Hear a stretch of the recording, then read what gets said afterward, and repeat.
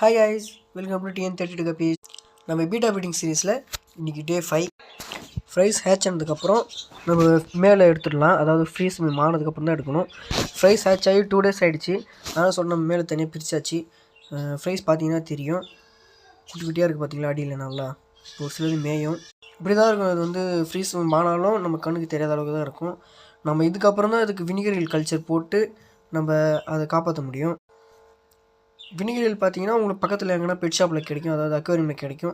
நீங்கள் அப்படி கிடைச்சா அதை போடுங்க, இல்லைனா இன்ஃபோசேரியா யூஸ் பண்ணுங்கள். இன்ஃபோசேரியா கல்ச்சர் பண்ணுறது வீட்டில் கல்ச்சர் பண்ணலாம், அதுக்கு தனியாக வீடியோ போட்டுருங்க, அதையும் பாருங்கள்.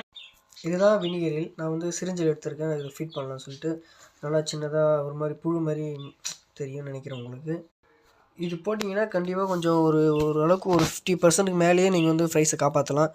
மேக்ஸிமம் பீட்டா ப்ரீடர்ஸ் எல்லாமே தான் யூஸ் பண்ணுவாங்க. நானும் அதெல்லாம் சரின்னு சொல்லிட்டு இதை வாங்கிட்டேன். இதை நான் வாங்கினது பார்த்தீங்கன்னா 100 rupeesனு ஒரு கடையில் வாங்கினேன். அதாவது சின்ன டப்பா தான் இது. ஸ்டார்டர் கல்ச்சரும் யூஸ் பண்ணிக்கலாம், இல்லை ரன்னிங் கல்ச்சரும் யூஸ் பண்ணிக்கலாம். நம்மளே ஃபீட் பண்ணிடலாம் ஃப்ரைஸ்க்கும். இதை கண்டினியூஸாக ஒரு 7 daysக்கு நம்ம ஃபீட் பண்ணணும். அதுக்கப்புறம் நம்ம நார்மல் ஃபீட் கொடுக்கலாம். இது ஃபுல் சைஸ் வர வரைக்கும் நம்ம என்னென்னலாம் ஃபீட் பண்ணி அதை காப்பாற்றலாம்னு சொல்லிட்டு நான் சொல்கிறேன். நம்ம சேனல் சப்ஸ்கிரைப் பண்ணி வெயிட் பண்ணுங்கள். தேங்க்யூ.